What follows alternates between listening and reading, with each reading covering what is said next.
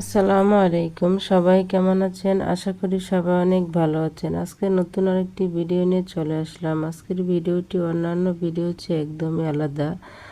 আপনি কি লাউ চাষ নিয়ে ভাবছেন? আপনি কি জানতে চান লাউ চাষে কোন সার দিলে দ্রুত প্রচুর পরিমাণে ফলন হবে?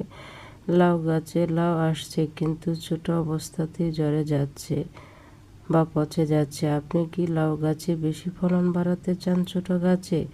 তাহলে অবশ্যই ভিডিওটি দেখুন। এই ভিডিওতে সব প্রশ্নের উত্তর সহজ সমাধান পাবেন, যা আপনার অবশ্যই কাজে লাগবে। সুস্থ সবল লাউ গাছে প্রচুর লাউ দাঁড়াতে চান, ভিডিওটি অবশ্যই শেষ পর্যন্ত দেখতে হবে। চলুন দেখে নিই। শুরুতেই নিয়ে নিতে হবে একটি পরিষ্কার পাত্র, এতে নিয়ে নিতে হবে বাসি ভাত। আমি এখানে 7 দিনের জমিয়ে বাসি ভাত রেখে দিয়েছিলাম। দেখুন আমার বাসি ভাতে কি সুন্দর ফেনা উঠেছে। এর সাথে দিয়ে দিতে হবে এই দ্রবণটির সাথে স্প্যাম সল্ট দিয়ে দিতে হবে। আমি এখানে 2 চামচ স্প্যাম সল্ট দিয়েছি। দিয়ে এভাবে কিছুক্ষণ এই দ্রবণটি এই ভাতের উপাদানের সাথে মিশিয়ে নিতে হবে।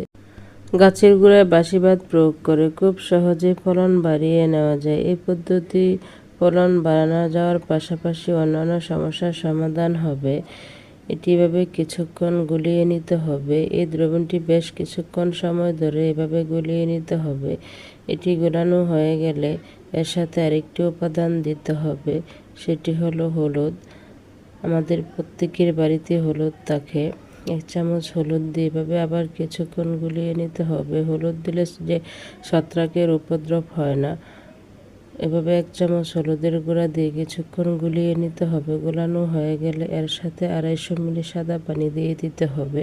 250 মিলি সাদা পানি দিয়ে আবারও কিছুক্ষণ এটি গুলিয়ে নিতে হবে। এটি আপনারা গাছের গোড়ায় ব্যবহার করবেন। এই দ্রবণটি আপনারা মাসে 2 বার গাছের গোড়ায় ব্যবহার করবেন। এর পাশাপাশি আপনারা লাউ গাছের গোড়ায় গোবর সার এভাবে দিয়ে দিতে পারেন। এতে করে লাউ গাছে অনেক বৃদ্ধি পাবে। আপনারা অবশ্যই শুকনো গোবর সারটি লাউ গাছে দিবেন। এতে করে লাউ গাছে প্রচুর পরিমাণে লাউ আসবে। গাছ থেকে দ্বিগুণ ফলন পাওয়া যাবে। ভিডিওটি যদি ভালো লেগে থাকে, এর থেকে কোনো উপকার পেলে ভিডিওতে লাইক ও শেয়ার করার অনুরোধ রইল। প্লিজ আমার চ্যানেলটি সাবস্ক্রাইব করবেন। সবাই ভালো থাকবেন, সুস্থ থাকবেন। আসসালামু আলাইকুম।